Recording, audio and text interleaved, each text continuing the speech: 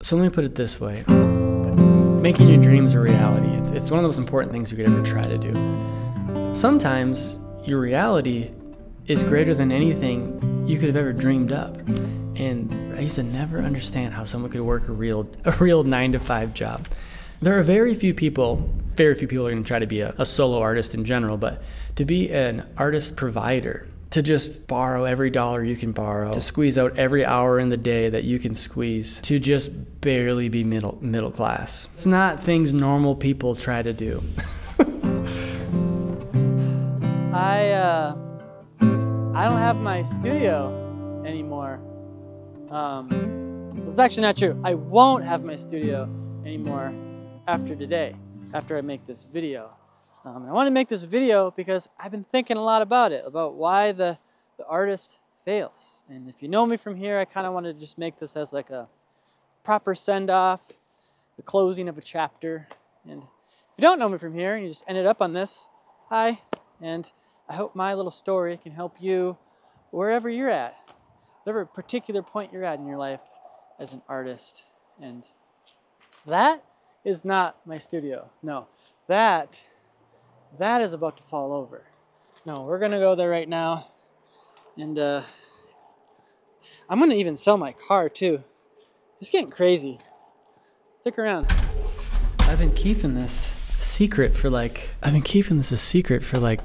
a month? Months. It feels like it's been months. Wow. That's Echoey without all this stuff in here. I'm not sure if you've noticed in recent videos, but it's been getting more minimal in here. It's not been by design, more necessity, because I'm closing the studio. Kind of a cool empty. It makes that door really stand out now. Which I don't know if you've ever noticed that and wondered, hey, what's behind that door? I'm actually going to get to that in a minute because it's actually the most important deciding factor, the motivation, the real reason for leaving is that door. We'll get to that. But first, I just kind of want to just say, hey, I'm leaving. This has been the most amazing creative time of my life, like this studio. And I'm not sure if it comes across well in these videos or not, but it's just a place I came to work. It's to you maybe like a YouTube studio. Somebody once commented that they thought I lived in a like a bomb shelter, that just like a long what do you call that, container. No, this was not a bomb shelter or a container.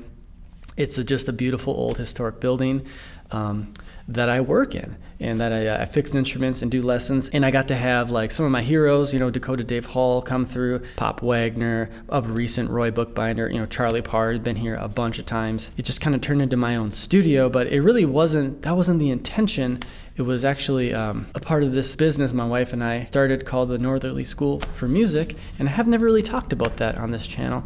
I don't know why. It doesn't really have a home here, but yeah, this is the intention, was to get in here and really start this school. And we were supposed to get into that door. See, this was supposed to be twice the square footage, and so we were just gonna have this space as like my repair space and doing this kind of stuff, and then all the lessons were going to be over there. Well, that never happened. Still hasn't happened.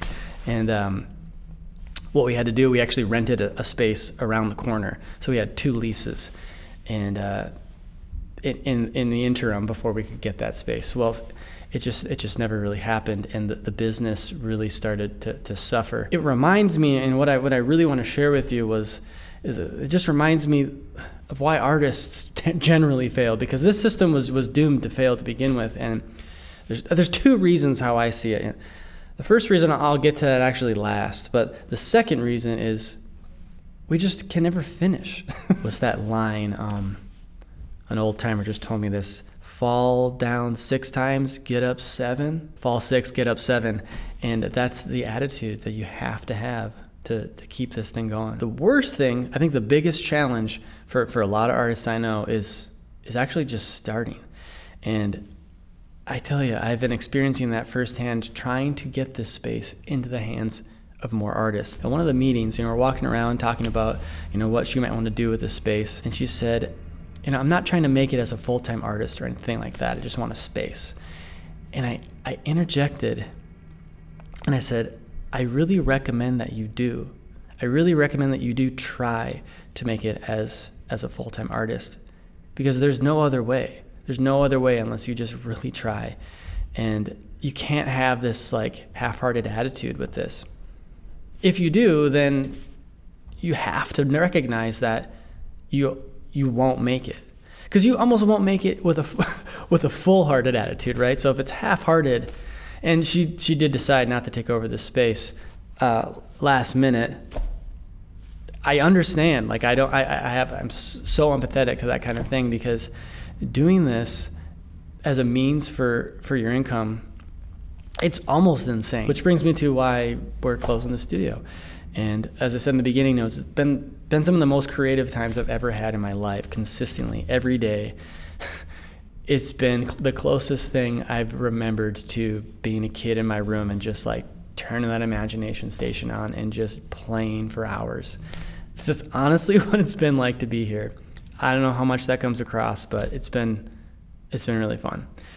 But as some of you know, it's just not, I'm not just me anymore. My wife and I brought a kid into the world almost a year ago, and that's completely shifted my perspective. And I have to think about that now. I have to think, what are the best ways that I can support and really be there for them. And it's just the right choice. That's all it comes down to. It's just the right choice. We're closing the studio. We're shifting perspectives.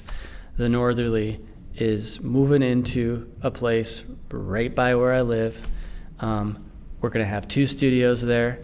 Our teachers can actually all teach in the same space. It's going to be awesome. So what does that mean for this, for what we're doing? I don't really know. Because I had this whole space to just do whatever I wanted. And it's not going to work that way now, because there's going to be people teaching at all hours. People coming in and out. They buy strings and stuff. Yeah, I don't know. But what I do know is something has to go. But I don't think it's going to be this, because it's not lost on me that this is the most success I've ever gotten as like an artist, the most regular success, the thing we're building here. And it's definitely small, right? But it feels healthy, it feels real, it feels alive, it feels like something that's working both ways. And that's really special as an artist. It's really, really hard to make a regular feeling thing have that much momentum and feedback. So I just want to thank you for subscribing and hanging out, and which is I never do this, but a good time. Like, if you haven't subscribed and you're this far in this video, like, feel free to do so. I don't know anything about YouTube or any of this stuff, but what I think a subscriber does for the viewer is it shows that people trust you. Like, I really think the button should just be called like a trust button. And the more trust you have, the more likely people are to trust you who don't know who you are.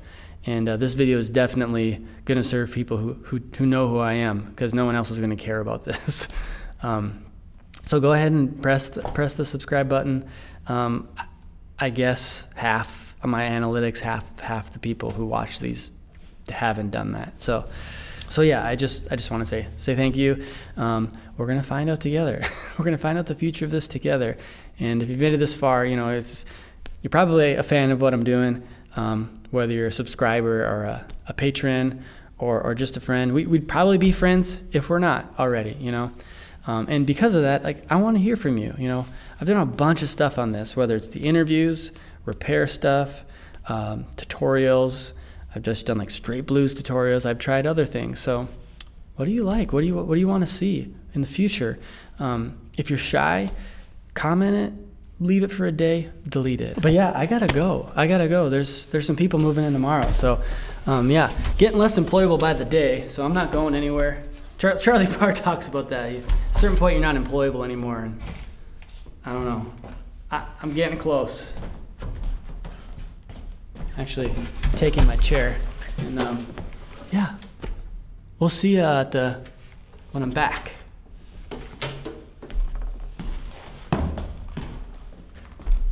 My microphone.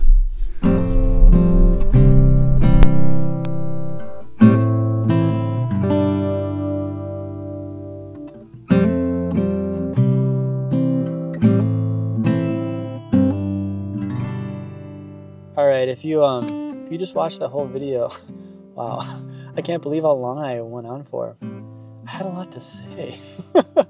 I just wanted to clarify my point about the half-hearted artist. Now that was like pointed towards the person who's trying to make a living as an artist, and if you're like renting a studio, you know, you just got to really go for it. Well, I think the point stands, even if you're just trying to make art for art's sake. Just mean it, you know, just mean it. And I just wanted to thank my patrons personally from here, from the bottom of my heart, for making all this little art projects possible. And yeah, why am I selling my car? I need the dough. Also, I get to walk to work now. It's gonna be awesome.